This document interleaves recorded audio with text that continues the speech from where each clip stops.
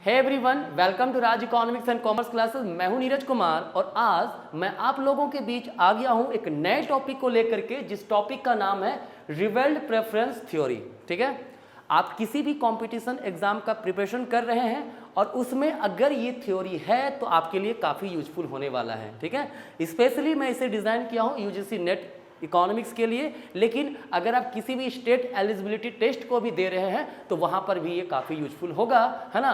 बस आपको करना यही है, पूरा कंप्लीट वीडियो आप देखिए, ज़्यादा से ज़्यादा लोगों तक शेयर कीजिए। ठीक है, तो चलिए समझते हैं रिवेल्ड प्रेफरेंस थ्योरी का कॉन्सेप्ट। आपको पता होगा, इसके पहले मैं डिस्कस कर चुका हूँ ऑर्डिनल अप्रोच के बारे में, कार्डिनल अप्रोच के बारे में, है ना।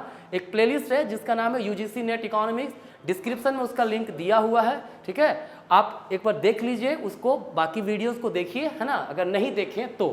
ठीक है, तो चलिए आज मैं डिस्कस करता हूँ रिवेल्ड प्रेफरेंस थ्योरी का। देखिए हुआ क्या ना, जब इंडिफरेंस कर्व टेक्निक दिया गया हिग्स के द्वारा, ठीक है, तो उसमें कुछ कमियां था, ऐसा फील हुआ प्रोफेसर पॉल सैमुअल्सन को। ठीक है, तो ये थ्योरी कौन दिए हैं? प्रोफेसर पॉल सैमुअल्सन ने दिया है। कब दिया है? 1938 में। ठीक है, क्या कब दिया है? 1938 में पॉल सैमुअल्सन ने इस थ्योरी को दिया है। ठीक है, सैमुअल्सन, है ना, क्लियर। पॉल सैमुअल्सन ने थ्योरी को दिया था। कब दिया था? 1938 में दिया था। ठीक है, और ये थ्योरी कहता है कि अगर हम लोग एक किसी भी कॉम्बिनेशन को प्रेफर, एक सिंगल कॉम्बिनेशन को प्रेफर कर ले, प्रेफरेंस दे दें, ठीक है, तो दूसरे कॉम्बिनेशन की ओर हम लोग नहीं जाएंगे। क्लियर, ऐसा मेनली कहना है रिवेल्ड प्रेफरेंस थ्योरी का। ठीक है, ये कुछ अजम्पशन पे बेस्ड है, और वो अजम्पशन क्या है पहले हम उस अजम्पशन को समझेंगे, फिर थ्योरी को डिटेल में समझेंगे। ठीक है, देखिए सबसे पहला, no change in taste and preference. ठीक है, पहला जंक्शन क्या है? No change in taste and preference, मतलब कंज्यूमर का टेस्ट और प्रेफरेंस में किसी प्रकार का कोई भी चेंजेस नहीं हो रहा है। ठीक है, choice for a combination reveals consumer preference for that. अगर किसी भी कॉम्बिनेशन को रिवील किया जाता है, इसका मतलब दिखाता है कि कंज्यूमर उस कॉम्बिनेशन को प्रेफरेंस दे रहा है। ठीक है, consumer choose only one combination at a given price line. जो प्राइस लाइन दिया हुआ रहेगा उसी प्राइस लाइन पे किसी एक कॉम्बिनेशन को वो चूज करेगा। ठीक है, नेक्स्ट है based on strong ordering. Strong ordering का मतलब एक बार एक कॉम्बिनेशन को चूज कर लिया तो फिर उसी इनकम लेवल पे वो दूसरे कॉम्बिनेशन की ओर नहीं जाएगा।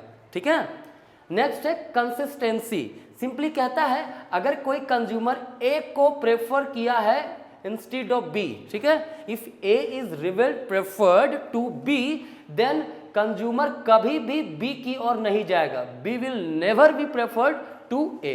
ठीक है, ये हो गया कंसिस्टेंसी, मतलब एक बार मान लिए भैया मुझे ये पसंद है तो हम इसे कभी भी पसंद नहीं करेंगे। ठीक है, नेक्स्ट ट्रांजिटिविटी, है ना, इसका मतलब हुआ कि अगर A is greater than B means A is preferred to B and B is preferred to C, then obvious सी बात है A will always be preferred to C, है ना।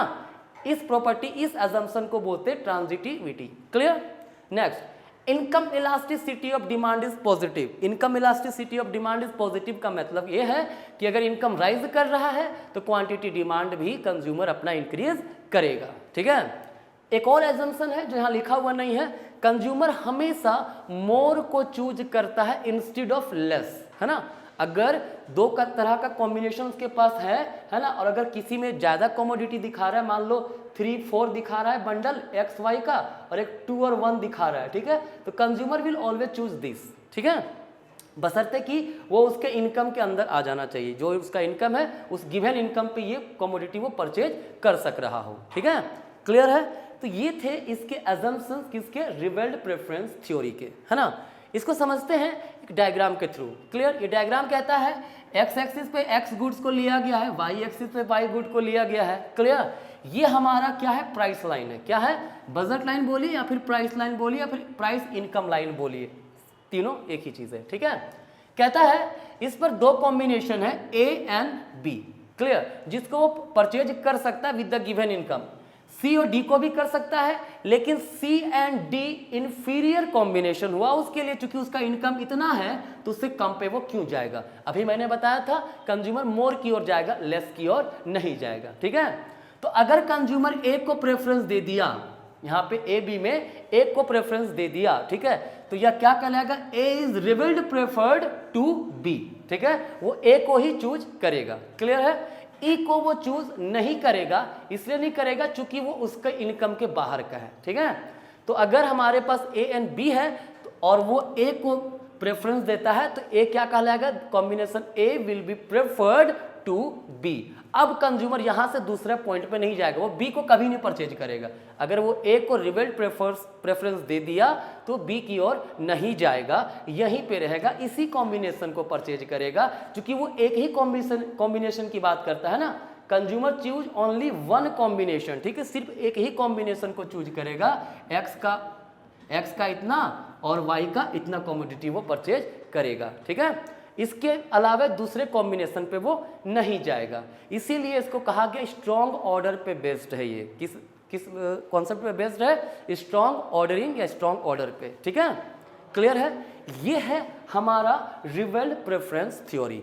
इसमें जे.आर. हिक्स की तरह इंडिफरेंस कर्व का यूज नहीं किया गया है, ठीक है।